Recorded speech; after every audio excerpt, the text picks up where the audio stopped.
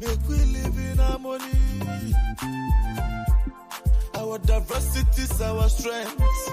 Oh, my brother, make we live as one. You are an African, African, African, yeah. You are an African. Unite, Africa, yeah, Africa, yeah, Africa, yeah, yeah. Unite. Okay. I think we're live. We're live on the Pan African Daily, and while we just warm up with our intro and we allow our professors to speak for a while and allowing the public to connect in, I see you're already joining from all parts of where you're connecting from, and I'm so happy. And first thing, I really would like to apologize. I think the background music is a little loud. West Africa, Kenya, Tanzania, Uganda, Rwanda, Burundi, Djibouti kusema kwamba Wonderful. So I want to thank all of you for connecting and joining the Pan African Daily today. First of all, I would like to apologize because times keep changing, and for us in Europe or on the continent, it's really strange because in the past couple of weeks, I've been streaming at 2 p.m. At 3 p.m. Eastern, which actually is 8 p.m. Central European time here and 8 p.m. South African time. But definitely, I think the times have changed again out there. So 3 p.m. should be Caribbean time because 2 p.m. Eastern is actually 8 p.m. European time now. So I do apologize for those that actually were here and asking if we will be live. Yes, we're live today. Today, we have our professor again with us after a long time, and I'm so happy. Greetings to you, Professor Kaba Kamene. It's a wonderful pleasure to have you here. And yes, it's been a long time, and we want to find out what have you been doing around. We've been hearing you on the radios all over, in sessions. Even Professor Baina was here, and we saw you took a very cute picture. I think that was last month together in a conference or in a session. So how are you doing, my professor?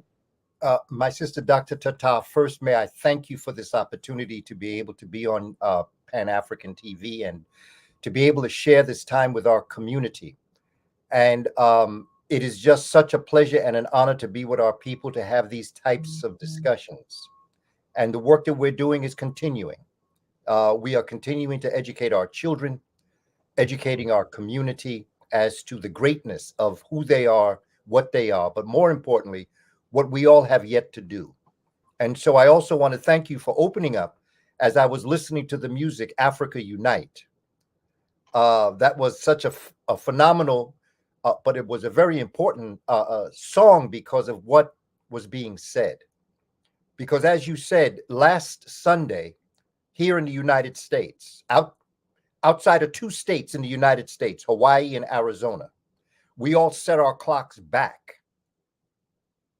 For whatever reason they do it, they set the clocks back. So what was once 3 o'clock, as you rightly said, became 2 o'clock. And I remember being on your program in the past at 2 o'clock. Yes. And so when you said 3 p.m. Eastern time, I was wondering if something had changed, because I was so coming on it too. Nothing changed. What changed is what happened here. But the most important thing, my sister, as it relates to Africa Unite, we still were able to come together and make this show happen. Yes. And so to me, that's what's important. There'll be many obstacles in life that'll come your way, like time change and doing a number of different things. But we as a people have to always understand we will adjust to come together as a people to do what's necessary for our community. So I just want to thank you for this opportunity. And I also realize that there's so much more that we have yet to do. And I just thank all those who have come on to the program to share this time. Because the most important thing that I've learned, Dr. Tata, in life, and this is what I tell children all the time, the one most important thing that we possess is time. Time is the most precious thing we have as it relates to this existence. And what we do in this time is so very important. So I encourage our children and our community, don't waste it. That's why we say pay attention, because there's a price for the attention that you pay. And if you waste your time, there will never be another November 10, 2023. You can have a whole bunch of money and lose it. You can make more money. You can have a whole bunch of houses and for some reason you lose them, you can always get another. But you'll never get another moment back. So spend it wisely. So I respect the community for coming out to spend their time with us, because it is the most precious thing that you could give us. So thank you for that. Thank you very much, Professor. And I want to give a shout out to all those who are connecting. Thank you, all of you. Like you had said, heard the professor said, there's no time better than this time that we spend to educate ourselves, to inform ourselves from us to us about the current happenings. I mean, the geopolitical situation in the world today is not really the way it used to be, and particularly for Africa. And as we see that anything that is about geographical politics or international relationships, the whole world is looking to Africa. Is that correct to say so, Professor? I think that one of the fundamental things we have to understand is that Africa is the wealthiest.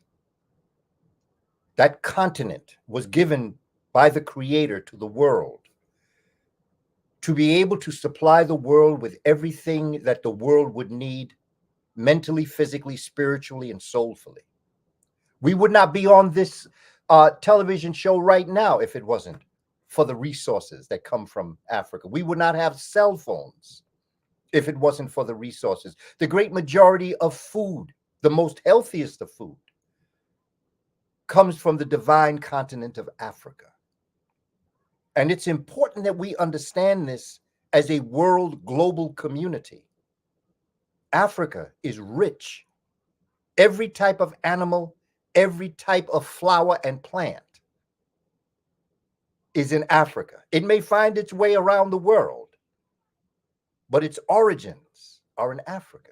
When you study the history and the geography of this continent, you come to understand that it has been blessed by the Creator with all of the resources that will ever be needed. The fruits, the foods that we need to eat, the spiritual systems that exist, emanated out of Africa and peopled the planet. And then there were people who didn't understand, quite frankly, what they were looking at. And so they contorted it and they contaminated it. And they created living systems that right now we are at war in the world. Like Bob Marley said in the song, War, which was a speech given by his Emperor Haile Selassie to the UN. War up north, war down south, war in the east and war in the west. When we were amongst ourselves, we had skirmishes, we had problems, but it wasn't the way of the world. Since the United States has been founded, there has been approximately 22 years that the United States has not been at war with somebody. You're going back 200-something years, and there's only 22 years that the United States has not been in some type of conflict or war, as well as Europe and the world itself.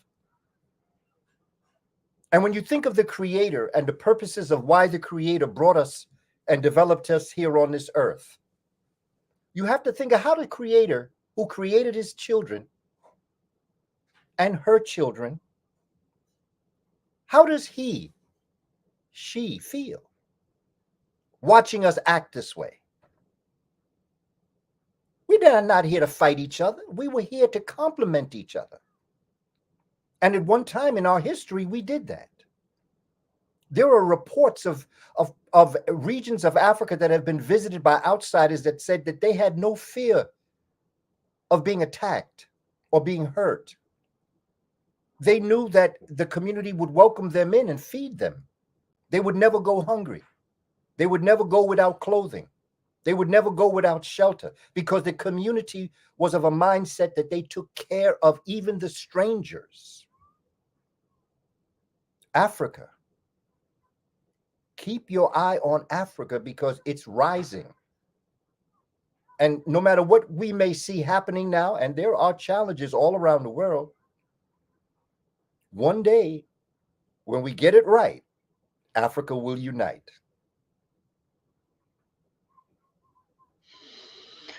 One day when we get it right and we are on the right path to get that, that's why, I mean, for the past 3 years, Professor, or that we started this program together with you, officially launching this program, you dedicated your time, your moments, your works to actually put something that would unite the continent. You dedicated your time to build a legacy. I mean, when we met at the Black Excellence Conference in New York, everybody just wanted to swallow you up in every pieces and beats, like just take a piece of you and along with them. I mean, what can you say in terms of our progress has happened during this short period of time, like you said, for the past 500 years, this 3 years from COVID up till now? How can you actually assess our unity? I see, one of the things about the virus that came through starting about 2019, that's why it's called COVID-19, because it's a virus of 2019. One of the things that happened that I always looked at from a spiritual perspective was that nature was talking to us. And nature was explaining to us that, and I think of it like a mother, like a father, like a parent with a child. And there's children in the house, right? And they're fighting each other, arguing with each other. And the mother and the father is saying, look, we have to get ourselves together in the house. We're a family. We have to get ourselves together. And we're still fighting and squabbling. And we're acting like we don't like each other. We don't want to talk to each other. And so what our parents do is that they put us in the room. They say, since y'all don't like each other, and since you want to fight each other, go to your room and don't come out until I tell you. And I saw that as the virus. The virus shut the world down. Everybody stayed indoors.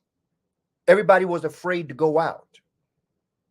They said, wear a mask, which separated us as a people, the mask, for fear of transmitting the airborne virus. Don't shake hands no more, which was the symbolic idea of friendship. And stay 6 feet away from each other.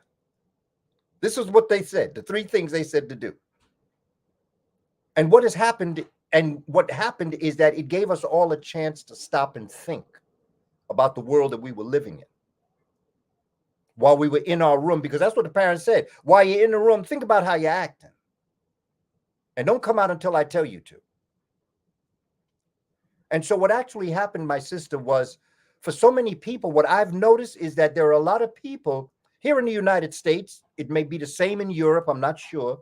I can speak specifically for New York because that's where I'm based. What I saw happen was the fact that people began to work for themselves. They began to work where they delivered.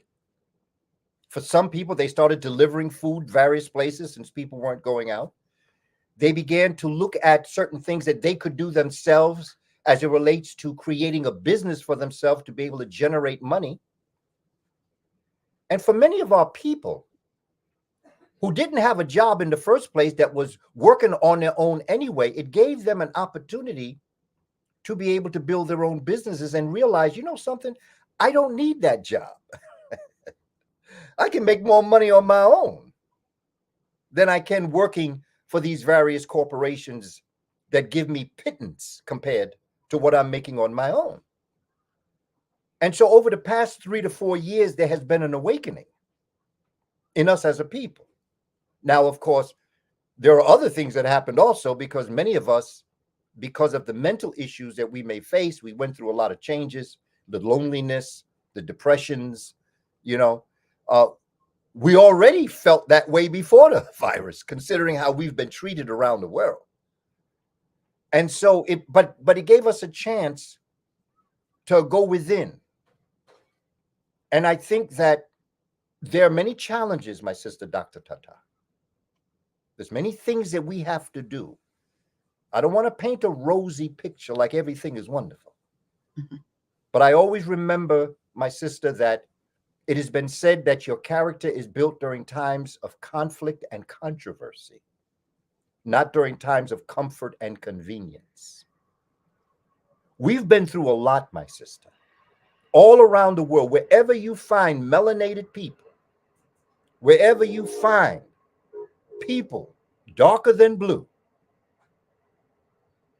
we have become public enemy number one in many of the lands where we live, even though we made that land what it was.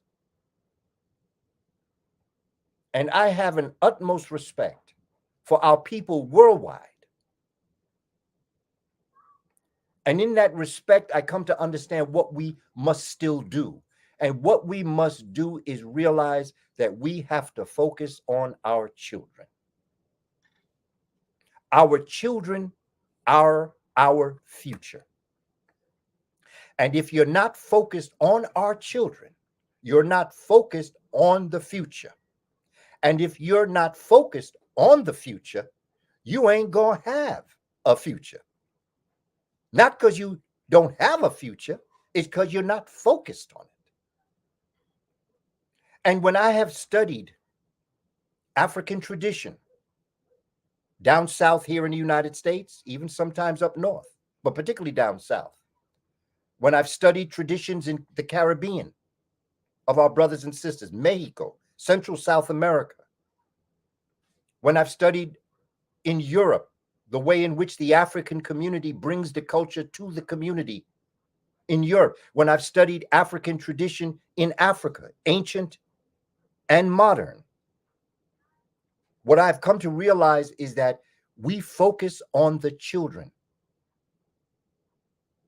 Much of what we do is to make our children be able to do better and be better than us, to be able to sit on our shoulders, to see beyond what we can see.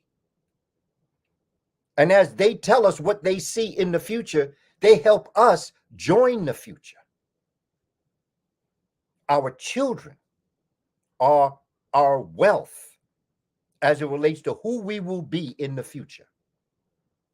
And this is what we should dedicate much of our life to in our own development, our children.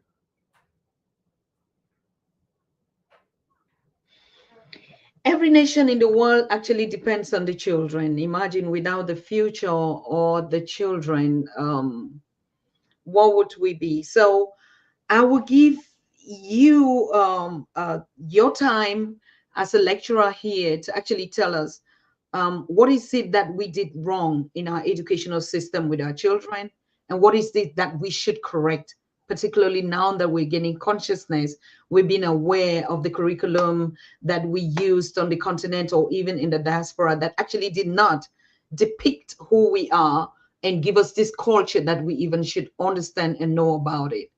And so it's really a wonderful pleasure for you to tell us, like, what is it that we should do? I know you're not just a professor, but a writer and author of many books.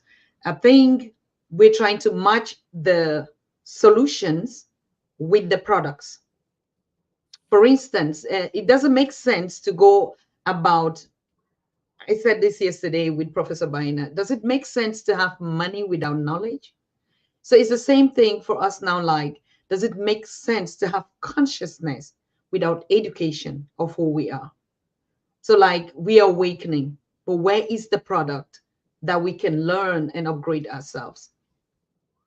You know, my sister, Dr. Tata, sometimes when you wake up, you're a little bit irritable. And I think in our awakening and in our learning, there's something that we must start to do. Mm. And I would like to speak to my community worldwide to speak about a term that has been used over the past couple of years, and it's called Foundational Black American. And there have been those who have used that term to help us fight amongst ourselves. Foundational Black American is a term that is used to depict legacy. In other words, a foundational Black American or a foundational African American is an African that has ancestors that were stolen from Africa, brought to the United States specifically, and worked on the plantations to make America, the United States of America, the country that it is today, economically and politically. It is not anti-African. I am every part of me. My daddy is from Alabama, down south in the United States. My mommy is from Boston, Massachusetts. I am a foundational Black American. I have ancestors from the United States that worked on the plantations of the United States. But every cell in my body is a Pan-African. Every part of me realizes that I am who you are. Whether you are in the Caribbean, whether you are on the continent of Africa, whether you are in Europe, you are my family. You are my brother and you are my sister. No matter how you look at it, we are family. Dr. Tatar, you and I could have family related to each other. Absolutely, we are. But we don't know who it is because we didn't keep the records. But in reality, we could be related. You could be related to someone from Puerto Rico. I could be related to somebody from Benin. And I don't know it because when they stole us, we lost continuity with our people to be able to track our ancestry. And now, because of the nature of the rising and the awakening, and if I may use the word woke, they are now trying to have us fight each other. So I want to go back to something that I think is the cornerstone to our greatest challenge. Because everywhere I study our history, whether you go to Kush Kemet and you look at what was going on during the 6th dynasty in ancient Egypt, Kush Kemet. If you go to the Moors in 1492, if you go to the plantations, if you go to the civil rights movement of the 1960s here in the United States, and even now in rap music, we're fighting amongst ourselves. The number one thing for me in my observation of us as a people, we must stop fighting amongst ourselves. And as the song said, there is beauty in diversity. Africa is a large continent. The African diaspora is widespread. We have many different ways of looking at the world. And that's a beautiful thing. Diversity breeds growth. Yes. If we all agreed on the same thing, there would be no growth. We would just do what we do. But when you think a certain way and I think a certain way, you make me think your way, I make you think my way, and somehow we start to grow.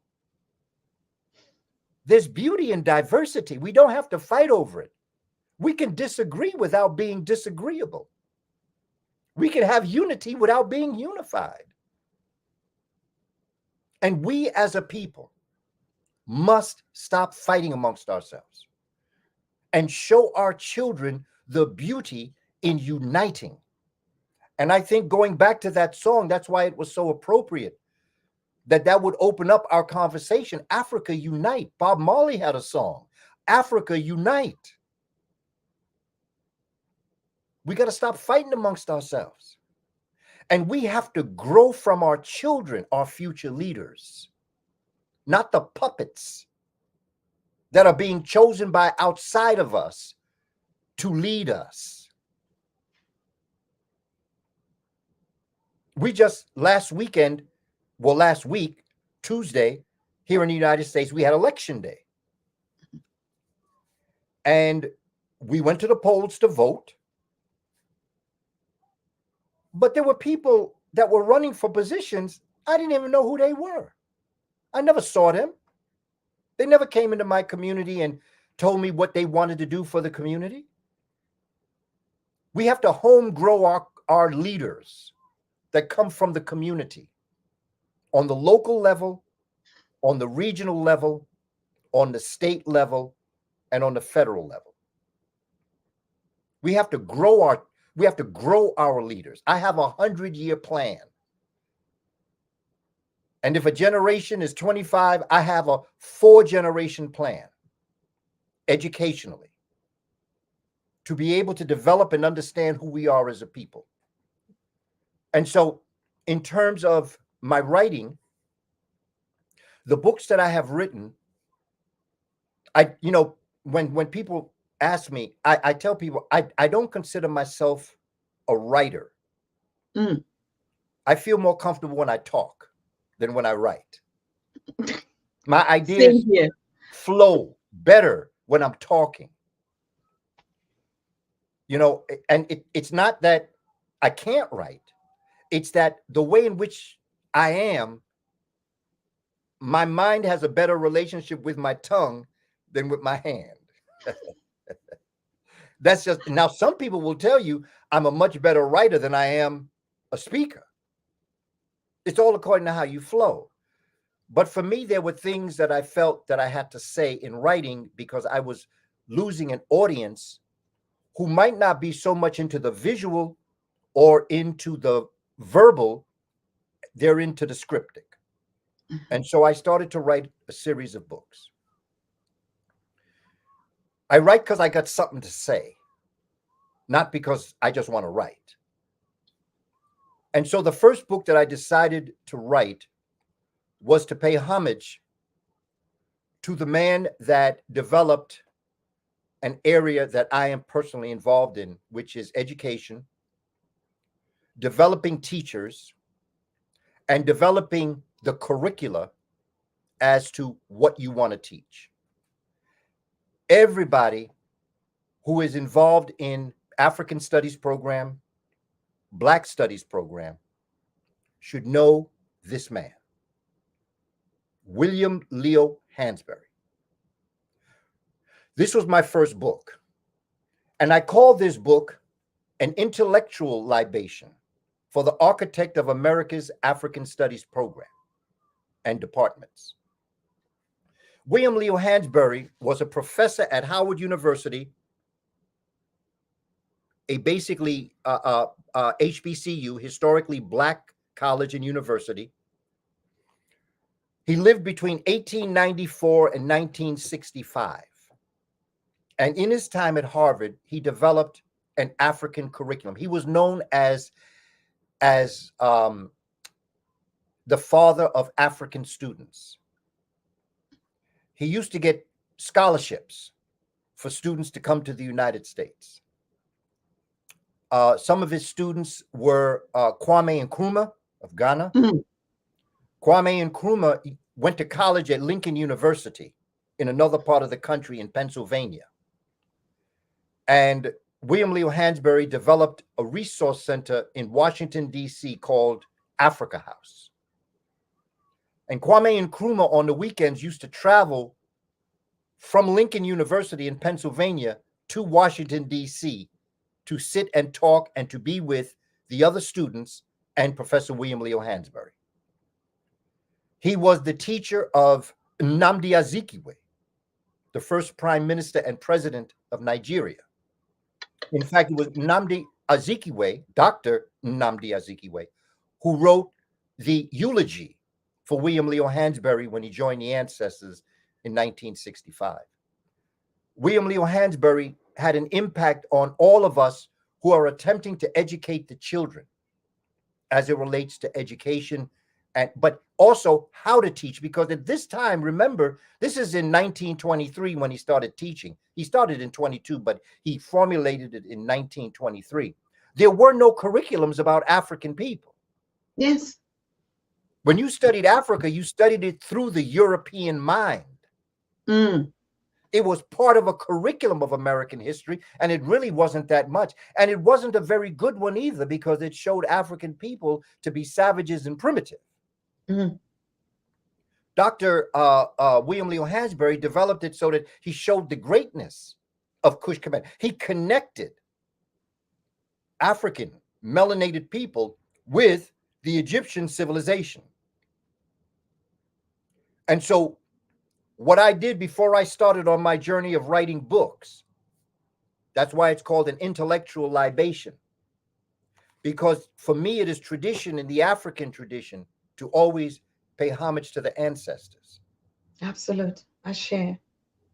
You pay respect to them. You ask them to guide you and to be with you. I share. In your journey as to what you want to do.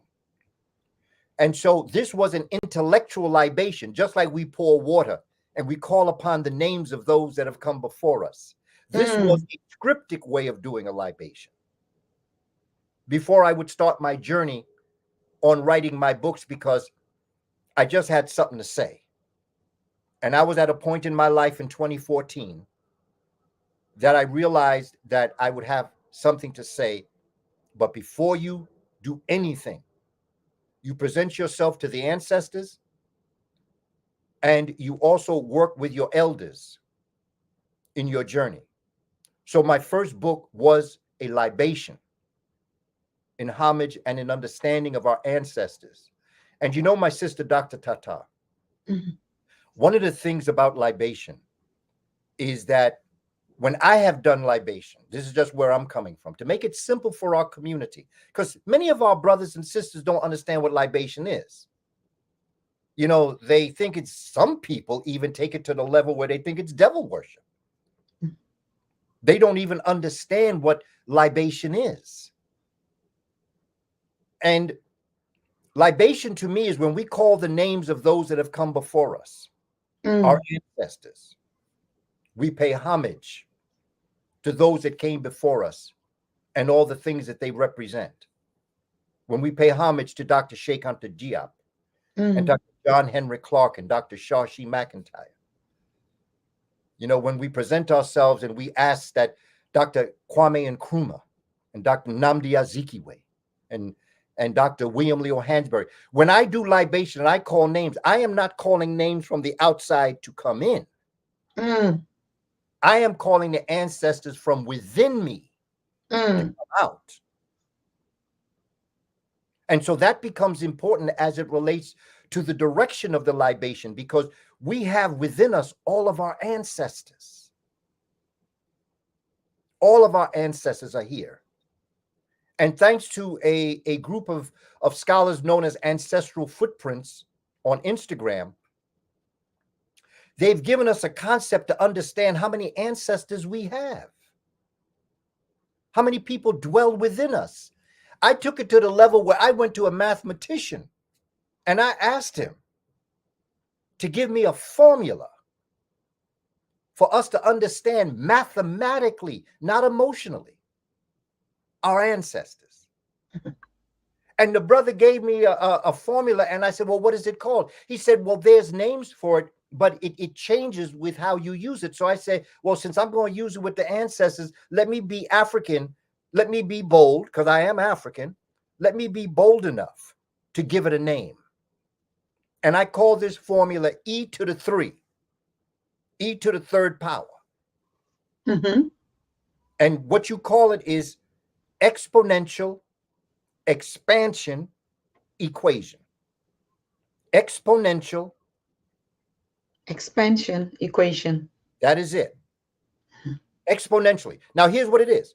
You have 2 parents, 4 grandparents, 8 great-grandparents, 16 great-great-grandparents. Okay? Now, I've given you a couple of generations. If I were to take you back 20 generations, 20 generations. The great, great, great, the great to the 20th power. That's the exponent. X is the generation, and then you have the exponent. This is how you do it in math, because I don't want to get emotional with us. I want us to understand what our ancestors understood about science and math. If I took you back 20 generations, and if every generation is 25 years, let's just say a generation is 25 years. If I took you back 20 generations, 20 times 25 works out to 500. Mm-hmm. If I took you back 500 years to the year 1523, Dr. Tata, and to the family who's on board, you would have as ancestors, how many ancestors dwell within you that came into existence over the past 500 years to bring you into existence today? That number is 1,049,576 human beings dwell within you over the past 500 years. That's math. That's not emotional. 2 parents, 4 grandparents, okay, 8 great-great-grandparents, and I took you back 500 years. All of those human beings have thousands and thousands and thousands, if not millions of ancestors.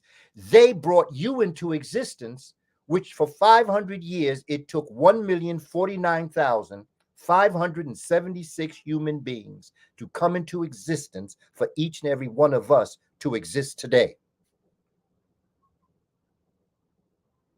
Think of that number. So when you're thinking about your ancestors, do you know how many ancestors you don't know? But let me drop the other shoe, Dr. Tata. I only took you back 500 years, and you got 1,049,576 human beings. How many ancestors you got if I took you back 5 million years?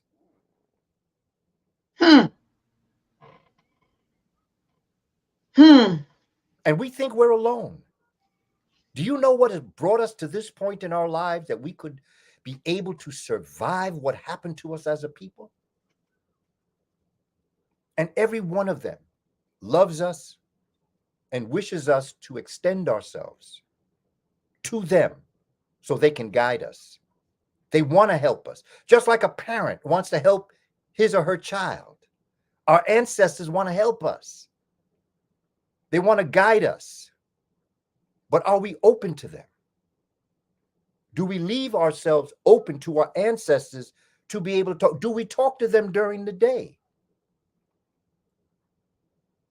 I talk to my ancestors all day long sometimes. I talked to them before I came on this program. I was talking to them when I was getting ready to come on this program. I have conversations with them all the time. This society will try to make you think you out of your mind to do that, but that's okay. I don't care, because I know they don't know what we know.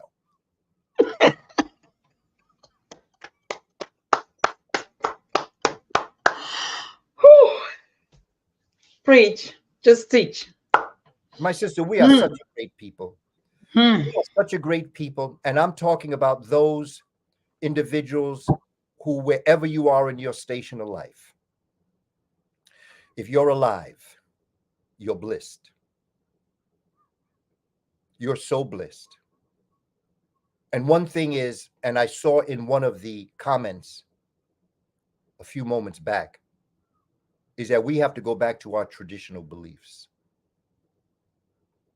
Our traditional beliefs are basically and fundamentally based in nature. Nature was our first teacher. Nature is our earthly parent. Nature is both male energy and female energy that gives to us an understanding of what we have to do as a people. It is what allowed the first human family of Central and Southern Africa, known as the Twa, Mbuti, Khoisan people, of Central and Southern Africa to be able to develop a language to help them become hunters and gatherers, to go from hunter and gatherer to fish, from fish to agriculture, from agriculture to technology. And then they traveled throughout the African continent, east, west, south, north, and developed this culture and this technology. They were the only human beings on the planet at this time. There was nobody else anywhere else.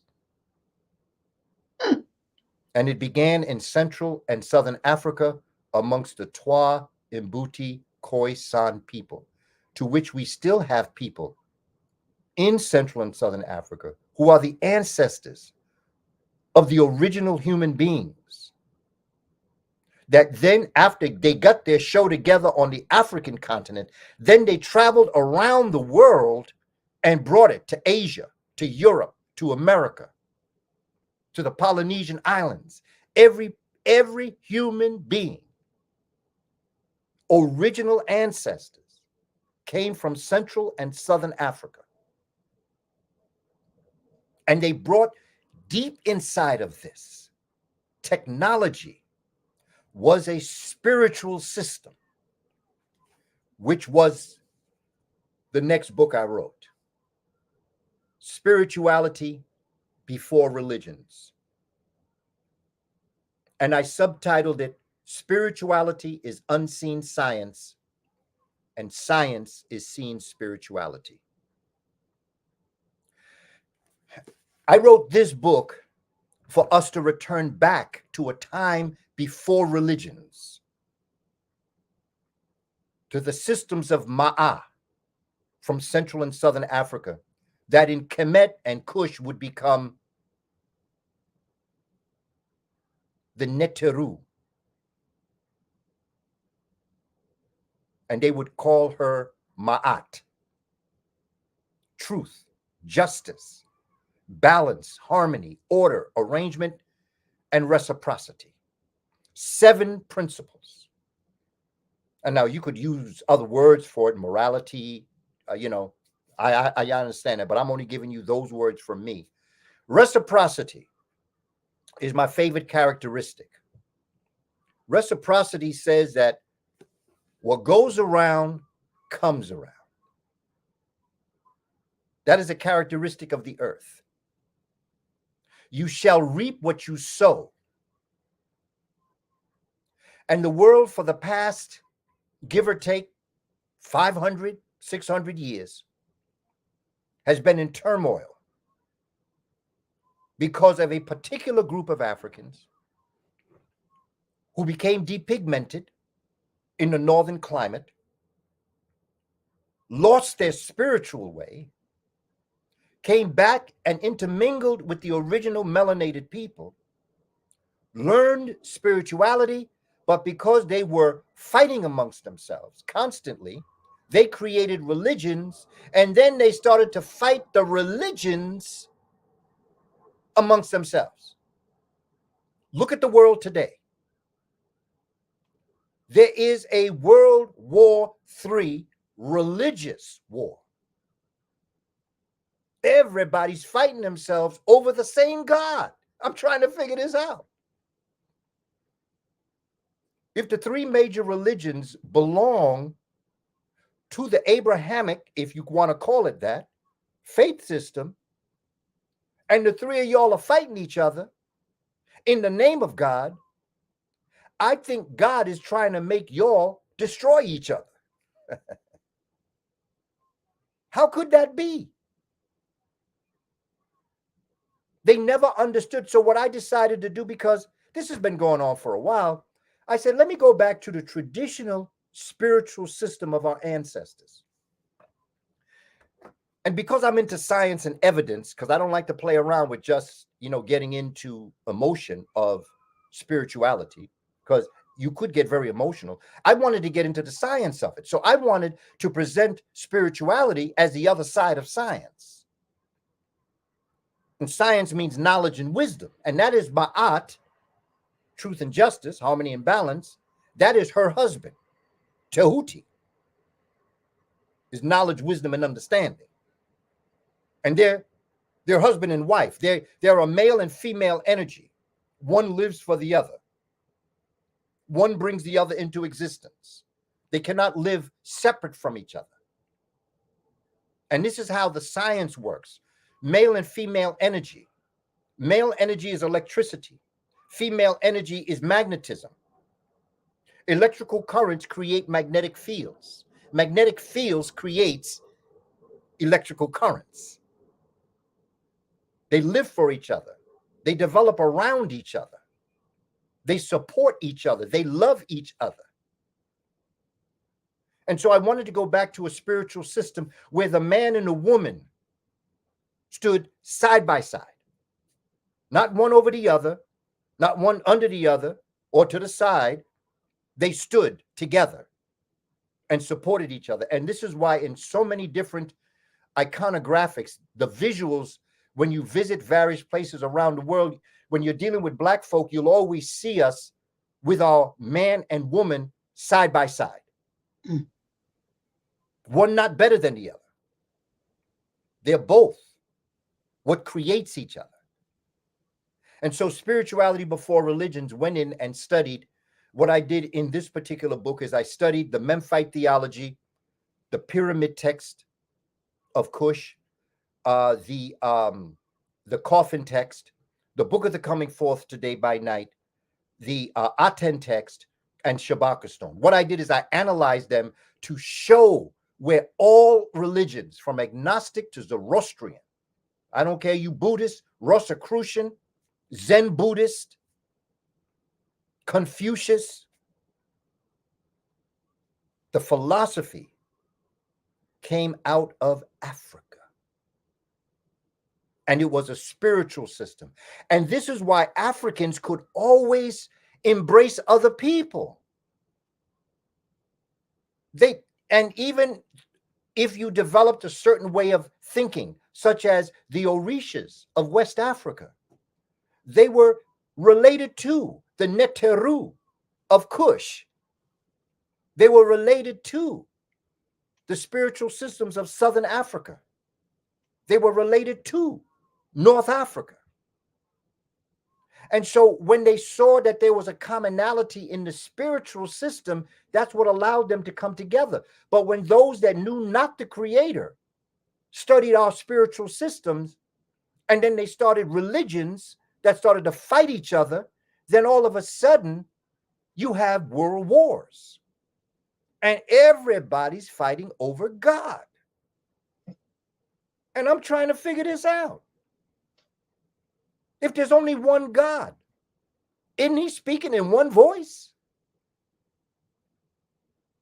Shouldn't the God want all of us to live together instead of giving you permission to kill the other brother who may not be your religion?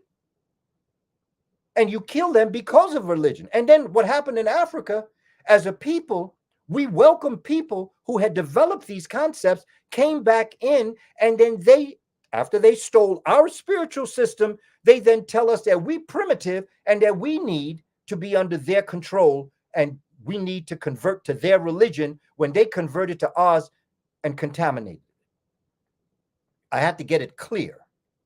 And so what I attempted to do was to use our ancestors' writings to show you where it came from. I can show you where the Bible comes from. And this was the book I wrote, Shabaka Stone. Shabaka is a Neset Biti, also called Pharaoh, we call them Neset Biti, of the Napatan dynasty, also called the 25th dynasty. He came upon a document known as the Memphite text. It was an ancient document that he decided he wanted to rewrite. And so he rewrote it on stone. It was believed to be carved on leather. Some people say it was written on papyrus, but it was worm-eaten. And about 710 BC, before the Common Era, Shabaka said it was such an important scientific document, he wanted to rewrite it for all time and space. I subtitled Shabaka Stone, An African Theory on the Origin and Continuing Development of the Cosmic Universe. Now, my sister, Dr. Tata, this is a combination. When you get into this book, I'm going to demonstrate to you where the Old and the New Testament came from. I can show you the 5 books of Moses in Shabaka Stone. I can show you Genesis, Exodus. I can show you in Shabaka Stone where the story of Christianity came from in the Assyrian drama that our African ancestors wrote about the resurrection of the soul, spirituality. It applied to everybody. But then I was so impacted by writing Shabaka Stone, I said, well, I got to do something for the children. So I wrote Shabaka Stone for children. Oh, this is cute. It must have. I mean, I just leave you go before you tell us where we're going to get the basket to shop, each and every one of us all. My sister, go ahead. I just had to write this for the children, because if we could teach the children how the universe came into being, they could solve every problem they ever had. Because that's what Shabaka Stone was about. It talked about how the universe came into being. And the way in which the universe came into being is how we came into being. And every one of the trials and tribulations and obstacles that we face in life can be answered when it comes to our ancestors writing. And so I had to write. And I got some really powerful graphic designers to develop concepts and ideas. And Harun Neset, who I work with, he was the one that put the book in place and developed it. And so I had to write it for the children. But at the same time, the philosophy of Africans, I had to stay with our children. So I wrote another children's book, Thoughts from a Black Light. This is for young children. We're spoiled already. Very straightforward. Very simple, very straightforward, but teaching basic lessons from an African mindset. This is what becomes important to me. But now, as we wrap this piece up, this is the curriculum for our children. The history of ancient Africa. This is the science, the math, the language arts, the social studies, the arts and crafts, the physical education. So family, what I often tell us is that for those of us who are doing this work, and my sister, Dr. Tata, yourself included, when our community supports us, whether it be coming on to be part of your program or financially, they help us develop this work. Yes. We have dedicated our lives to our people. For those that understand my background and the work that I've done, I'm a retired teacher. I've been teaching our community professionally as a teacher since 1977. God. I'm now moving into 47 years of doing this work in the community. And because of the advancement in internet, StreamYard, I'm able to come to you, Dr. Tata, and your audience to let you know that you got brothers and sisters in the United States of America who love you, we respect you, we honor you. And we want to share this information so that we can move forward as a united people, once and for all. We realize the strength is in unity. And in diversity, there is great thought. We may speak different languages, but there is a cultural unity amongst us that we don't even have to speak to. I could be in the airport and I could be looking at a brother that does not speak English. And we look at each other, but we know we family. We nod. Hey, we know we're family. I could be looking at a brother from Brazil that speak Portuguese. And we don't speak the same language, but we know we family. And these are the types of things that we have to bring to our community and let our children see us loving each other. But most importantly, you can't love other people if you don't love yourself. Yes. When you look in the mirror, you should love the texture of your hair, the complexion, the pigmentation of your skin, the width of your nose, and the shape of your lips. Every morning before you go out to school or work, you should blow yourself a kiss and say, I love you, and mean it. Because if you can't do that, then there's nothing anyone else can do for you. How can you unite with another person if you ain't united with yourself? How could you even understand what loving another person is if you don't love yourself? And so this is what we bring to our community. This is the work that we've been doing. And the reason when you and I spoke and I was telling you about what I'm going to be doing after this particular program, I'm going to be visiting a community and explaining to them the work that I'm doing with their children to help them understand how great they are. It's like a parent community meeting. I call it a meeting at the African Square. It's like meeting under the baobab tree. Under the tree. Exactly. The tree. Okay. Under the moonlight. Yes, that is it. This is what we're going to be doing as I leave the program today. I'll be going to another community to talk to them about the work that we're doing. We have to understand how great we are, my sister, Dr. Tata. After all we've been through as a people, the fact that you and I could be on this program talking this way tells you something about our resilience, our genius, our intellect, but more importantly, it tells us what the future holds. We will get to the promised land. But just before the dawn is the darkest time. So when our sun rises and we're able to do what we have to do, freedom is not at hand. We're living it. We just don't know it. This is what we got to do, my sister, Dr. Tata. So I'd like to invite those that are listening to go to my website. And my website is www.kabakamene.com. KABAKAMENE.com. There you can download my free e-course and my free study guide. It's free. And it'll also share with you, if you should so choose, the books that I've written and all of the works that I'm doing.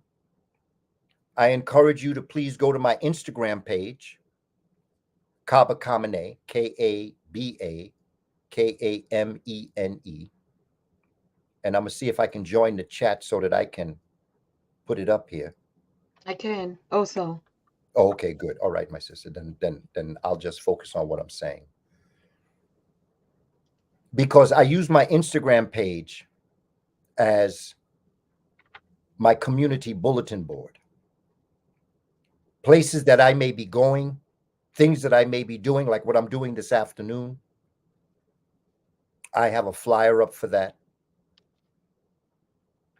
And for a number of other things that I'm developing, my Instagram page. You can go to the link in my bio and also get my materials. You can also sign up on my website for the work that I'm doing to keep you in touch with a lot of the things that we're doing, and just different types of Instagram lives that I do, because things happen.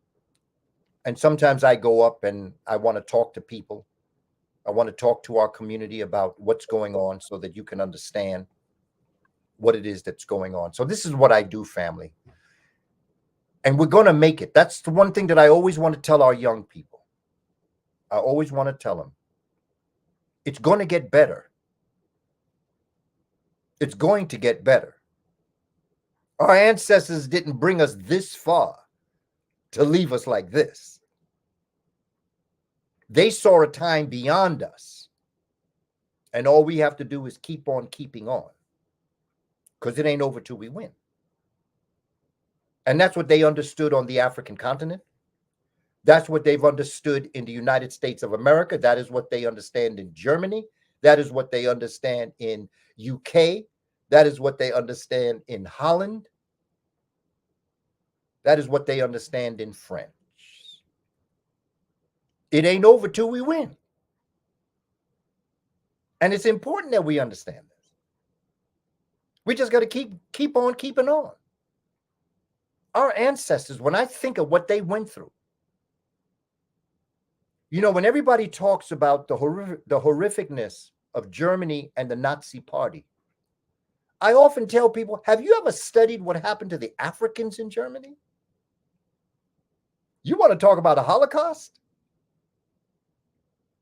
There are books on the Black experience in Germany, the Black experience in Austria. There is a sister in the UK. Her name is Dr. Marie Charles. She has a magazine series called MFIT. And in MFIT, she has documented foundational Black Britons as it relates to the original people who were there. The original people of Germany were Black. The original people of Switzerland, that's where the word comes from, Swaziland. Schwarze means black. Switzerland is Swaziland, which means the black land. Russia, the original people were black. They got statues. The original people of the United States here in America, the first Americans were the Twa and Mbuti Khoisan people that came here over 100,000 years ago. Come on, family. We got to understand who we are as a people. When someone tells a perfect lie, the truth is unbelievable. Sometimes when I talk to Black folk, even they don't believe what I'm saying. Because it's too much for their minds to take in for that moment. Because we've been exposed to such a lie, and it's a perfect lie. And they keep it going. And we believe it. Why would somebody forbid you to read your history? Why would they take away your culture and your history? Why would they ban books that talk about Black history? Because they're afraid of what you're going to find out. And that's why this curriculum that was developed for me is important. Because it lets us know as a people who we are. I'll say this, and then my sister, I will just give it back to you for a moment. Social studies covers 5 areas: geography, history, politics, economics, and social. 5 areas. They answer major questions in life. Geography answers the question, where? Where is it? History, when? When did it happen? Politics answers the question, how? In other words, how is governance? How do you govern yourself? How do you govern a people? Politics. Economics is what? Now, let me tell you something about economics. Economics don't mean money. Echo comes from the Greek word, or even though Greek is not a language, but I'll leave that alone for now. It comes from the word oikos, O-I-K-O-S, oikos, which means land or home, like ecology. When you study ecology, you're studying the land. Economics means to know the land, which is where your wealth comes from. Not your wealth, where your wealth comes from, come from the land. Because the earth provides for us everything we need to be wealthy. And social answers the question, who? Who? So when you answer the question, where, when, how, no, what, what, and who, oh, you then answer the question, why? And when you can answer the question, why, then you know what you got to do. Nature, very simple, very straightforward. Nature not cruel, but she just not going to hand it to you. You got to work for it. You got to think. The first step is to love yourself. The second step is when you love yourself, you look at the other creators' creations and you love them too. And then you stop fighting amongst yourself. You stop fighting amongst each other because you stop fighting with the demons from within. Each of us is born with a demon and a creator. The demon is born to make sure you never reach your divine purpose. And your creator or your Messiah is born to make sure the demons don't get their way. The demons fall 9 times, but your Messiah will rise 10. So we got to rise up, family, worldwide. And we have to realize that we are family. And our children deserve better because they are the best. Let's teach the children.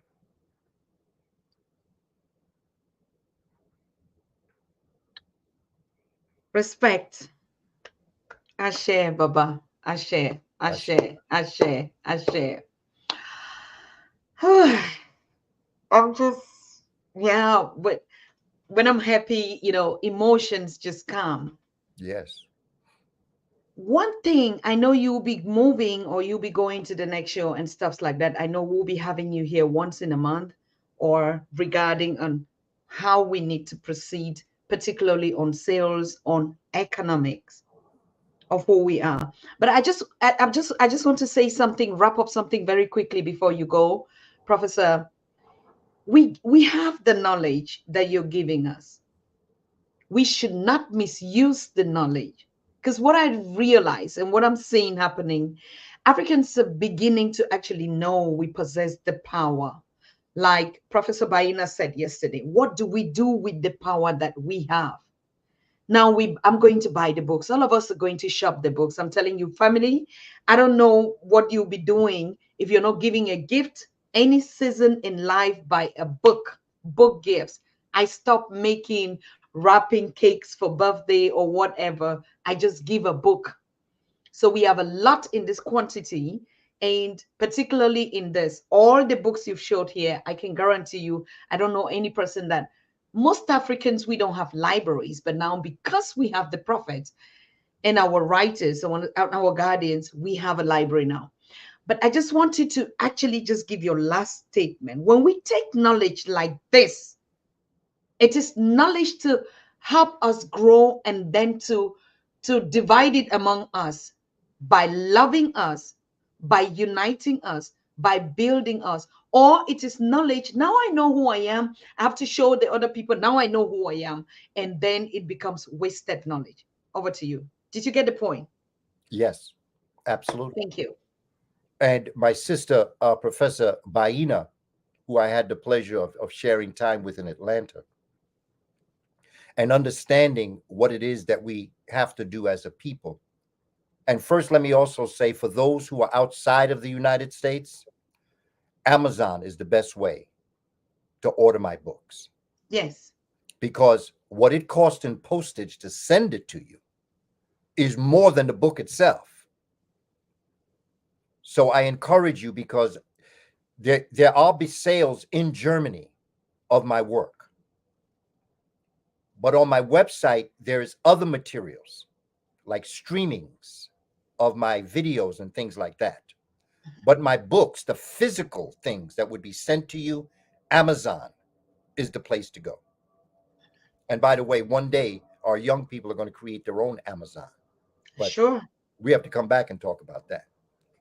But the reality of it is, and we're doing it as we speak, it's just that we're getting to that point. But it's what you do with what you know. There's a Moorish proverb that says, after you have learned what you set out to learn, what you learned, you can put to the side because it was the process of learning it that was the truest education. In other words, right now, when you're listening to what I'm saying, you're using a certain part of your brain. It's called the Wernicke system. So this is why we need to understand brain anatomy, which they didn't teach us. But if you go on my site to my webinars, my quick webinars, I got a whole lesson series on the brain. And on my webinars, whole series on the brain. What is the brain? How does it function? And our ancestors understood how to do that. But most importantly, they understood that you're not learning this just to know it. You've got to apply it in your life and do something with it. Absolute. Knowledge is not knowledge to be known. Knowledge is something to be done. To build something, to do something, to find your genius, the deepest part of your genius, to understand your gifts and what you've been given, and to do something with it. Where is your gift? Family, every one of us, before we were born, we were given an assignment. And then we were born. Our life's mission is to find that divine gift that the Creator has given you. That gift that you have that no one else has. There's something special about you. You may do the same thing someone else does, but you do it in your flavor. You do it your way. And the other person that does it his or her way. Together, I learned 2 ways of doing the same thing, which builds me up. So it's not about competition. It's about cooperation. Ooh. Say it again, Prof. Think about what I'm saying. Each of us is given a divine gift to do something. It could be in music. It could be in computers. It could be in just medicine, law, okay? FedEx, delivery, whatever it is. Each of us is given a very special divine gift to be done our way. But it was assigned to us before we were born, and then we were born to fulfill that divine gift, whatever it is. This society is a cancel culture, enslavement attempting society that wishes to control, contain, and dominate people. And so it goes against their desires for you to find your divine gift. Because if you found your divine gift, you would not be part of that system. You'd be part of your own system. And then they could not control, contain, and dominate you. Because then you come to realize something. You don't need them. See, we're living in a world where they have convinced us that we need them. And one of the things, Dr. Tata, that we talked about earlier with the pandemic, one of the things that we came to realize, we don't need them. We can do this on our own. I can find a way to feed my family and pay my rent if I just go out and work on my own thing. Because the pandemic shut us down. People didn't go to work. And they found out, you know something? This system has been a fraud the whole time. They make us think we need them, but here I am surviving, and they're not helping me. And so they put you into a system where you get locked into it and you begin to believe that's the only way you can survive. Yes. And I'm telling you, you got a divine gift, whatever it is, whatever it may be. There are many ways to be great. And what we have done as a people is that we have been able to weather the greatest storms that have come upon the human family. And yet still we rise. But you got to do something, not say something, not know something. You should be learning to do something with what you're learning. There's another proverb that says, if you cannot use what you learned, you wasted your time learning it. Because everything you learn should be geared towards doing something with that information.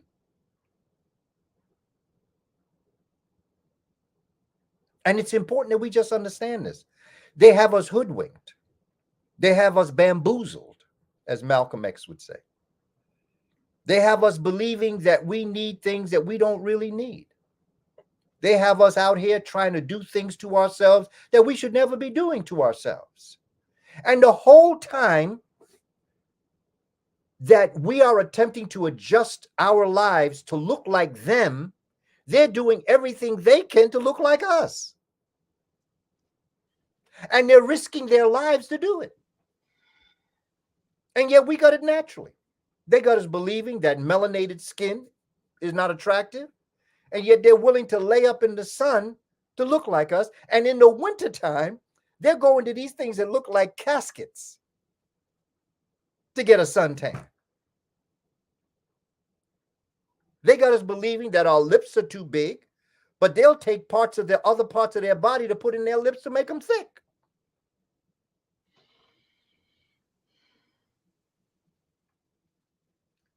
And we're paying all this money to be somebody that the Creator did not give birth to us to be.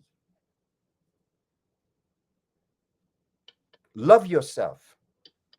When you look in the mirror, they say that money is the root of all evil. That's partially true, because money is also the root of our emancipation, liberation, particularly when you put it to the people that are doing the best things for you. Money is the root of your emancipation and liberation when you stop putting it in places that it don't need to be, particularly in some of the foods that we're eating. Health and nutrition is very important part of our emancipation and liberation. We have to start going to those who understand nature and the foods of nature. First of all, we have to understand what is food, because a lot of the stuff we eating ain't food. Health and nutrition. Take care of your bodies. Exercise every day. Keep your liquid systems moving, your blood system, your mucus, your phlegm, your hormones. Keep them moving every day. Exercise. Your back supports your major organs and glands. You got to have a strong back. To have a strong back, you have to have a strong abdomen. When you do abdominal, and you could do abdominal muscle exercise when you're waiting for the bus or when you're standing up. You could just tense your stomach. That's an abdominal exercise right there when you tighten your muscles of your stomach. A strong stomach supports a strong back. A strong back supports the major organs and glands in your body that you need to function all the time. Now, I've moved from culture to health and nutrition to exercise because, family, this is holistic. We are a holistic people. It's mind, body, spirit, and soul.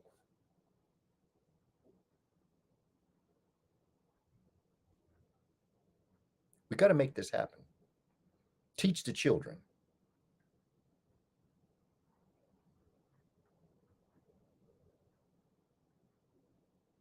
We just love you. I And love you're not just speaking, we see it. Your skin yeah. is bright. You're always on spot. And if there's anything that I love and admire each time I look at you, your headscarves, your jewelries. I mean, like, this is me unapologetically. This is who I am. I know who I am. The king, the greatest. And I am a reflection of you. Yes. Don't look at me, look with me, because I am your reflection. And if whatever I have said you cannot see, whoever I am, I was born and raised in a project in New York City. I was exposed to the very dangers and challenges that we all have in our own way. But I learned at a young age something about myself. And that is when the Creator is with you. And when you realize that you are the Creator having a human experience, you become a reflection for all others. There is nothing I have that you don't have. And if I could give any gift to my brothers and sisters whom I love so much, it is to help you understand that you are majestic, that you are fundamentally, foundationally, the Creator having a human experience. You are phenomenal. You are wonderful. Love yourself and love each other. And let's stop fighting each other under for superficial reasons. And let us do what we have to do specifically for our children. Let them know how great they are. I had a little girl tell me, Brother Kaba, my nose is too big. I said, well, honey, can you breathe? And she said, yeah. I said, well, your nose is just the right size. Who taught us to hate the width of our nose and the shape of our lips and the complexion of our skin and the texture of our hair? We didn't learn that in Africa. Who taught us that? Why did they teach us that? And of what advantage is that for us to think ourselves inferior or primitive, when in the truth, they were primitive when we came upon them and we brought them civilization. We created civilization. We're doing it as we speak. So, family, know that you are a royal person. You don't have to go all the way back to ancient Kush for a classical African civilization. Okay? You are a classical African civilization. Our ancestors were classical African civilizations. Those were enslaved were classical African civilizations. And they bequeathed to us that legacy that we carry. We must do this ourselves, family. They talk about, I don't want to teach your history. I tell them, I don't want you to teach my history either. I don't need you. I'll do this myself. We don't need them. There are those that do want to learn it. There are those that do want to do this. I understand that. I mean, I have no problem there. I take the responsibility for what we have to do. And we have to do this as we speak. So, family, I just thank you for coming on board to be with us today. My sister, Dr. Tata, I want to thank you sincerely for this opportunity. As always, I'm telling you how proud I am of the work that you're doing, sharing this information around the world. All praise is due the work that you're doing every step of the way. We're moving forward. And I want to praise our Creator and our ancestors for having brought us this far to have this type of fellowship this afternoon. It ain't over till we win, family. Keep on keeping on. Wherever you are in the world, keep on keeping on. There's a plan for you out there. Find it and fulfill it. I share. And don't forget to go to Amazon, my family. There's a lot of material there. Please go to Amazon, because I know that you'll go to my website and you'll see it. But if you try to get it, you'll find that even when I'm trying to send things out, it's very expensive to send things through postage. Amazon is the least expensive, quickest way to get the materials that I've developed. Absolutely. And I just want to thank you for your support, because as you support me, I will support you. Together, we're going to make this happen. I share. We're doing it right away, Baba. Yes. We're going to be doing Christmas or end of year sales and from our authors, and you're already one on the list. So I'll need you to send all your affiliate links and stuff like that, and I'll be your push away all the time. But we're going to settle this in the background. Thank you. And people, I'm going to be selling books, and we're going to be selling books on the Pan-African Daily. And whose books are we going to be selling? We all know. We all know. So we're starting a book club in which each and every one of us are going to design a library, and we get all the books and start teaching. Thank you so much, Baba. That's the plan. Thank you. Thank you. All the time. So you want to conclude? I know you're rushing. You have another session. No, I'm not right. One of the things is that because of the time, it's better this way, because at the first, I knew that at 4:15 I have to start moving my time, 4:15. But but I never rush with our people, because time is irrelevant. Because time is who we are as a people. Mm. But it is the most precious thing we have, because we have but so much of it. Mm-hmm. But when I get into these types of conversations, it becomes so motivating and so powerful. But I just want to thank you all for your time that you're spending with us. And I also want to thank you again, Dr. Tata, and just to help us understand, we are on our way to where we need to be. Just keep on keeping on, and understand that solar power is the future wealth of the planet. So that I look forward to the future. Dr. Tata, I look forward to talking with you and planning in the future how we can do a number of things to bring this knowledge and wisdom to our people worldwide, no matter where it is. Thank you. So with that, family, I look forward to the next time. All power to the people. Thank you. I share. Whew.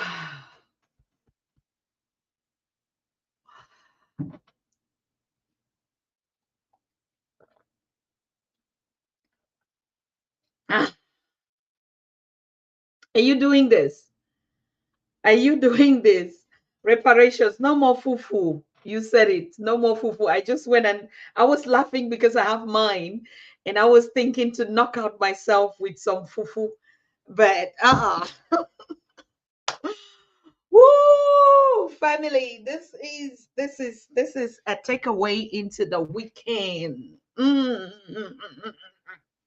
This is a takeaway into the weekend.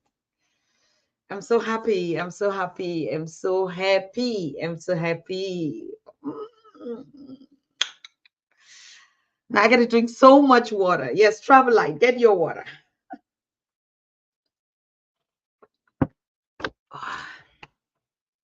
What is it left to say again? I just want to reiterate some of the key points and the key words that I think is very necessary as a takeaway, because I know Baba Kaba so well. He can teach, but he's not the one to be teaching and selling. He's not the one to be teaching and go in the background and work. It's upon us. I really would just encourage all of us. You know, what I discovered with the ebooks, I never used to think ebooks, ebooks, ebooks, but ebooks are just PDFs. And the ebooks is so easy to get. You get your ebook, you download it immediately, and you have it. All right.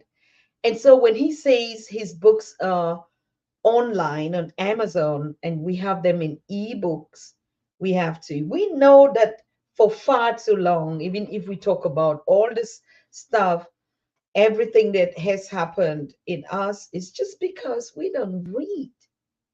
It's a fact. I'm also starting, you know, so I want to encourage all of you. I saw a couple of you said, "Oh, I have it," religion before, or spirituality before religion. You have it already in your shopping box. This is the end of year, and we also as Africans have to actually begin to identify what are the gifts that we should be giving to our people. Like Professor Baina said yesterday, what are the kind of items that we should share with one another? I'm getting a guest on that would actually begin to teach us or lecture to us as an African. How do you gift? What do you give? So everything we have to do as we gather these lectures and this knowledge is to be intentional. That is why I truly really ask. We have learned a lot on the platform here. What do we do with it? When you go back into your various space, what do you do with it? Most of us, because of the anger, because of the past, because of the present situation you find yourself in, we get the knowledge and fight back, and we start fighting back, and we start and that's it. But we learned from Professor Baina yesterday the power of the African mind, what you can create, what we can create together.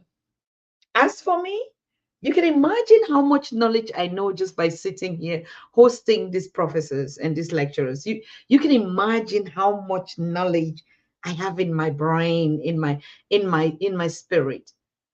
You can imagine how much vibration I feel reading your texts and every day, the love, the heart, the everything that you keep pumping out here. But that's not just me, like Professor said. It's about you. If we are always on the receiving end, we need to give back something. So feeling in, not from the without, from the within. So I want to really give you this key points and these keywords as you move into your weekends, wherever you're gonna be, to make it a constant thing. Like if you've been on the Pan-African Daily, for instance, for 3 years or for 2 years, and your life has not changed, there's something is there that you always just giving out without taking in. And I love something that he said. Most of us stopped working in 2020. We just stopped working when we knew that we could create, not just to create something. I had a conversation with my son today, and he said, "Mom, the problem with wealth is that we look to get wealth, and then when we get it, we don't know what to do with it. We abuse it, and that's why we remain poor." So a lot of people get money. This is what we're wishing for in our lives. We just wish to get money, get money. And when we get money, we start doing crazy things with, buy 3 private jets, you know, couple of old sport cars and every kind of thing. And you just become again, actually the opposite of what you really wish money for. And that's why we keep saying this. What is the essence of looking for money when you don't have knowledge? It means when you don't have knowledge of how to use the money that you're looking for, and which again just translates to the fact of when you don't have the knowledge about yourself, how powerful you are. Because if you just understood, like the professor is saying, you won't look for money because you already just know that you're so great that money is in you. So you'll be looking for it. So family, I just thank you. And he said something, one particular thing that we have to end here. I'll be sharing also, we're going to pin a video. Donations. We need to donate to our work. I'm really learning to come out to begin to learn for us to say these things, because I know a lot of people that just went back have to go and must work and give up the dreams of us teaching and being on these platforms. I know a lot of platforms that actually have given up, of course, depending on what your objectives was with these platforms. So a lot of people just, no, I cannot do it. I'm just, I can't, I don't. What does the churches do? The churches leave from the teaching, from whatever hope they sell out there, and then the riches, even the Christians, go poor. African spirituality is opposite. I am because you are. I can never ride a private jet if you are not. And why should I even ride it though? Why? I don't need it because it's unhealthy. We're counterproductive of even the needs. When we have the means, now we live very poor. When we have money, we eat trash. That's why rich people are the ones that have some kind of underlying diseases. Normally, rich people are the ones that have to eat a healthy diet. Why is it that most rich people, when they have money, they get into drinking all sort of liquid that their body doesn't need? It has to be expensive. Just, I can buy a Don Perignon, I can buy a this and this and this. For what? And I think that's where African spirituality really meets us in the middle. And we see even those that are just healthy in their brains, they're so happy. And of course, we see even the Caucasians or the people, the Eurocentric, they're always asking, why are these African poor people always happy? And haven't we discovered that the happiness is not in the material, but it's in the abundance on how we relate, how we connect. Our strength comes from when we gather. That's why you see we're groupings of people. We're always in groups. We're always celebrating something, whether it's death or the birth of a child or a ceremony. We're always together. And when we're together, the vibration is just different. We're either laughing, dancing, eating. We just meant for that. That's the vibration. That's the spirit of oneness. So please, while we are really on these things, we appreciate your support. We're going to pin our video that we've been working on, Patrick and I, today. Say it doesn't matter whether we're going to achieve this 1 million target, but it's the 1 million of subscribers. We're talking about 1 million US dollars. Doesn't matter when we are going to achieve it as a collective of people on the Pan-African Daily to get our web TV and quality production stuff. We are going to get it. Sister Grace said, when are you going to Uganda, Dr. Tata? I can guarantee you that I'll be in Uganda. It's a matter of when. I cannot tell you when, but I can guarantee you that I'll be in Uganda, Sister Grace. Okay. We're just everywhere, like Professor said. I'm so happy that we had him. And the moment I just wrote, I said, Professor, we miss you a lot. Where are you? Is it possible? He just said, Sister, I'll be there. Just tell me when you want me. That's the spirit of a humble Africa, of a king who understands that when my children, when my family needs me, no matter what kind of business I am into, I have to leave everything behind and I go to where the people need me. I just called. I said, Professor, what are you doing now? I was thinking, he just said, just tell me anytime you want me, I'll be there. That's the spirit of us. And they translated it and say it was a certain white man who says, if you call unto me at any time, I'll be there. In African spirituality, it's just me and you. Call on any F1, I will be there. I call on Sister Grace. I call on Brother Leo. I call on Brother Parker. I call on Reparation. I call on Elizabeth. I call on Kojo. He is there. It's just a translation of bundling something that you have the power to do and put it and give somebody who has to do it for you, and you become now helpless and you become lazy and you become like somebody has to teach you how to love, or somebody says no, you cannot love somebody, you have to love me, then love comes through me, and then even I'm your father, your mother, your this, I can look like, but my mother, my father died some years ago, but I see I have a mother that I see and I can touch. Please, the power is within. Now, what do we do with it? We have to use it. So I just want to thank you. Tomorrow we're going to be live on TikTok. Our TikTok is growing. Our children are 1 million views. Can you imagine? 1 million views in 5 days. I'm still to see this kind of platform. But it's not the platform. TikTok is the spirit of our children that are following us, that have been saying, Mommy, it's so hard for us to get bundles and stay on YouTube for 2 hours. Most of the time it's late. Mommy, no, we would. I said, so what do you want? We are on TikTok Mother's Day and we follow them.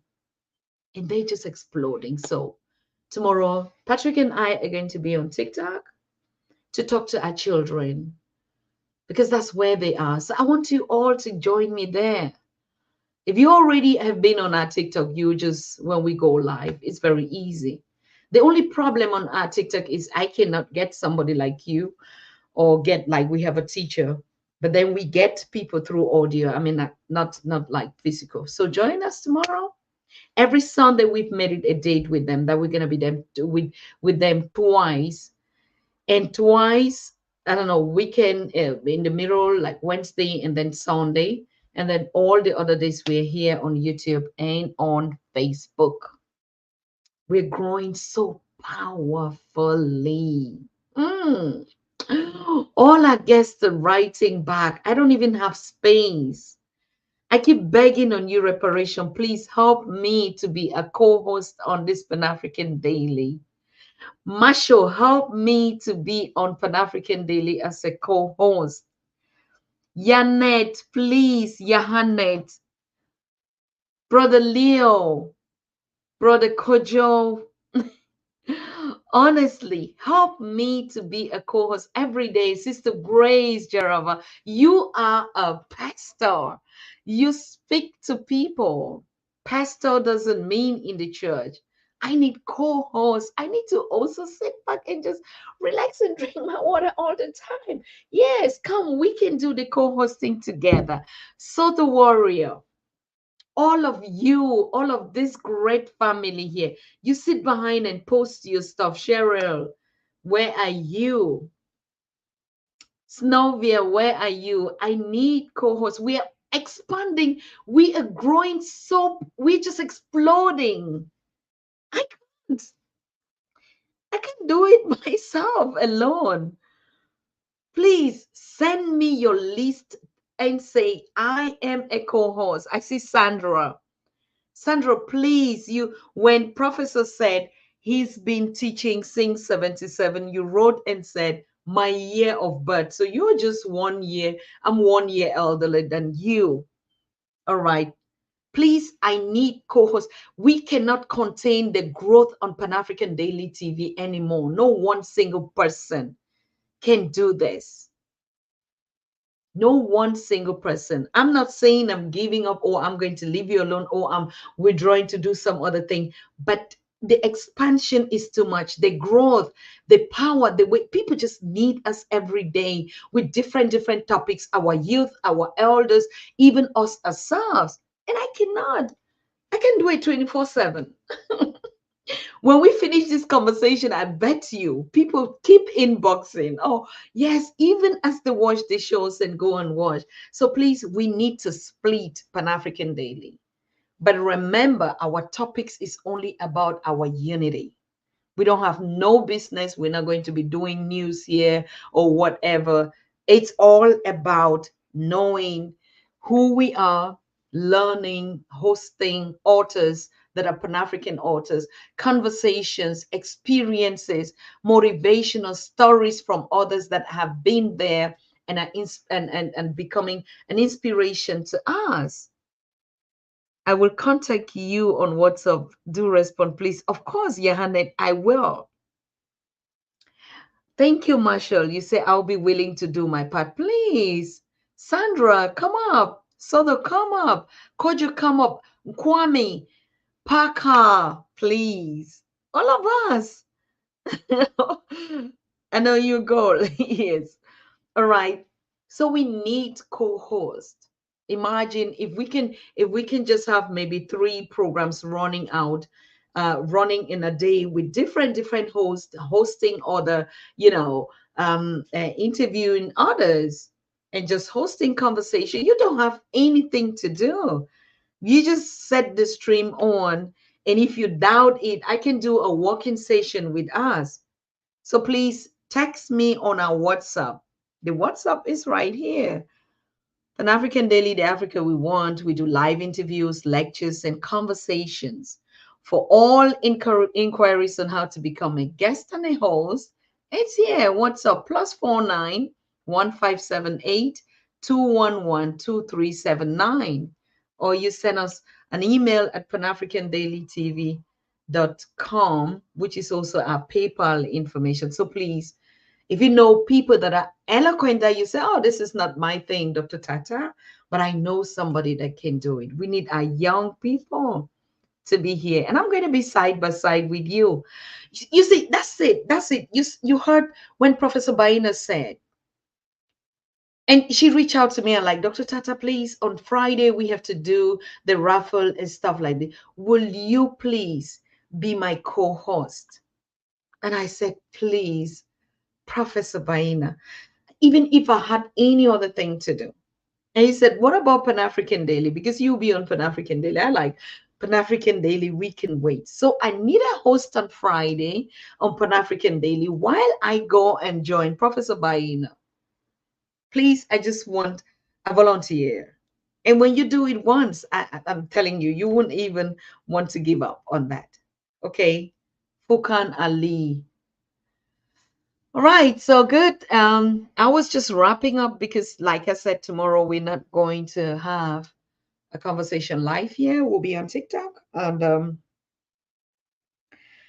but if I get a host, if I have somebody who's like, Dr. Tata, I'll be hosting tomorrow. Yeah, then I share the host link with you, the studio link with you. All you need to do is to share it to your host, and you'll be live here. There's no rocket science in these things. We master the games, and we're already doing and building our own, right? So thank you so very much, people. It was a pleasure to have you here, all of you that were here. I hope you actually learn a lot, and that you're going to put it in practice. And not only that, but that from tomorrow you're already ordering your books from Kaba, from Professor Kaba Kamene. I send the website, but if you lose something or you just want to do something, please, yes, inbox me. I'm going to share with you. It will be an honor. I always wanted to do this. I'm a drama teacher. You see? Please, Sister Sandra, just text me right now, okay? And probably we're going to be doing it. I'm working on a team to host our channels and programming. Thank you. Thank you, Ernest Parker. Are you talking about our own, or when you say to host our channels and programming? What's that? All right. So thank you, guys. Let's support our home and especially Pan-African Daily TV. I was one of them, although I'm still supportive now. I'm in Sudan. Wow, blessed. Thank you. Thank you, Bisa. You're calling on us to support. Yes, please support. We're gonna pin our donation video, and yeah. Oh, we're not setting any link or any number for PayPal or for all this stuff, because we have a lot of scammers out there now. We don't know who is who. There are a lot of people already operating on the Pan-African Daily TV. Our names are everywhere. So some people just even use our logos. Yeah, they pick our logos, and they just design their flyers, event hosted by Pan-African Daily. So of course I follow them up, and but we just want to make sure that they're doing the right thing. We want to make sure that they're not abusing and using it for other things So we're everywhere. So the name is everywhere, Pan African Daily TV, or even on all the channels, and the logos and stuff like that. So yeah, it is what it is. We just have to watch out that they don't abuse it, they don't use it for other purpose.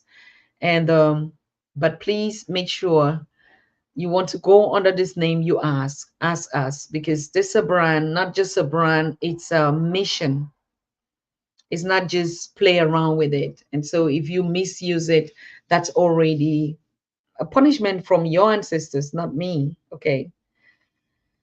Good. So good night to all of us. And we are going to have a couple of guests next week. And like I said, I'm really looking forward to have co-hosts. And if you think this is your thing, or you think, oh yes, I love to do it, but I don't know, I'll walk you through. It's very easy now. When we started it, there was just a lot of confusion, a lot of things to do, a lot of young people that actually, and when we gave them the task to do, most of them just picked the knowledge and ran and created their own platforms and stuff like that. That's okay. But we're talking now about being that focus and the face and the new voice and the young ones on the Pan-African Daily, and the ones that would actually inherit all our work and things that we're doing. So I look forward to that. Okay. I'll be happy. Wow. So yeah, I think we have to play our closing song, and we enjoy. And we see ourselves again Umoja next wa week. Afrika Okay. ni muhimu, and African unity ni umoja wa Afrika. Hey, yeah. Mama Africa is inside every one of us. Aye, aye. The spirit calls to me the same way it calls to you. Deep down, you know you are. Never you deny it. Makes you move your feet when you hear me. Makes you nod your head when you listen. It's the rhythm of Africa. It tells you where you are from. Oh, Africa, biko gemunti. Tikwaka kaimese Africa. Kanye me you maka. Oh my, yeah. We call you now. SCUPC unite. One voice, one Africa. One voice, one Africa. Yeah. You are an African. African, African, yeah, you are an African. Remember where you come from. Unite, Africa, Africa, Africa, unite. Africa, unite. Africa, unite. Unite. One voice, one Africa. One voice, one Africa. One voice, one Africa. One Africa, yeah. One voice, one Africa. One voice, one Africa. Yeah. Africa, yeah. Africa, yeah. Africa, yeah.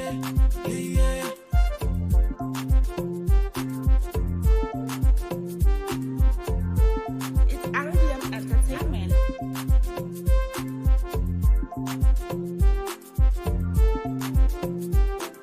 Our attention, Eden Guru.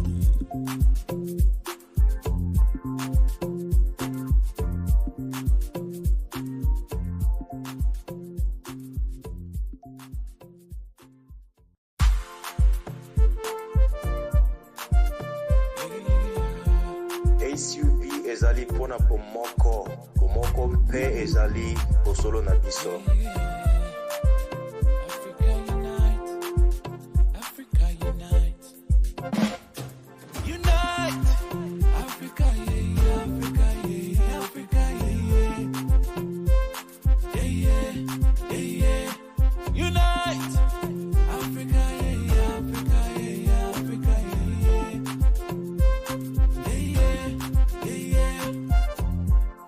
No matter where you come from,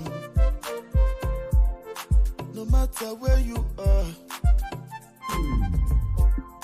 no matter what you are, no matter who you are, as long as you're a black man, You're an African, you're my friend.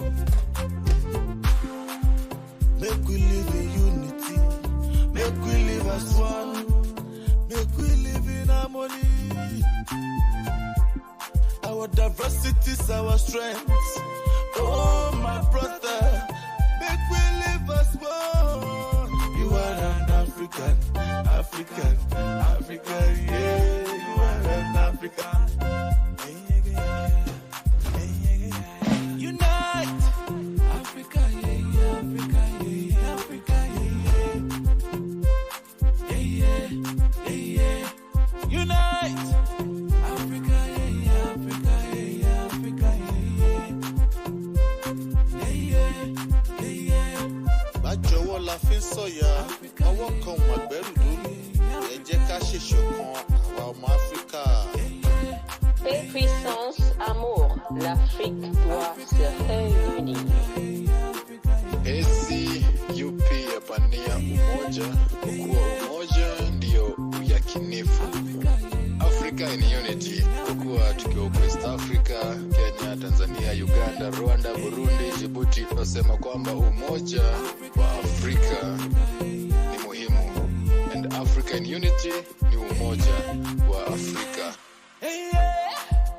Mama Africa is inside every one of us. Aye, aye. The spirit calls to me the same way it calls to you. Deep down, you know you are. Never you deny it. Makes you move your feet when you hear me. Makes you nod your head when you listen. It's the rhythm of Africa. It tells you where you are from. Africa, because Gemunti, Tikwaka, Kamene, Africa, Kanye, may you maka. Oh, my, yeah. We call you now, SCUPC, unite. One voice, one Africa. One voice, one Africa, yeah. You are an African, African, African, yeah. You are an African. Remember where you come from. Unite. Africa, unite. Africa, unite. Africa, unite. Unite. One voice, one Africa. One voice, one Africa. One voice, one Africa. One Africa.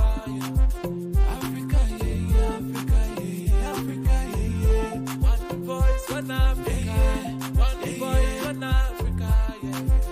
Africa, yeah, Africa, yeah, Africa, yeah.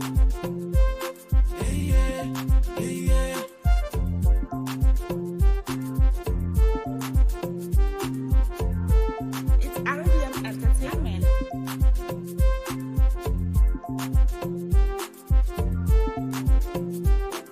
Our attention, Eden Guru.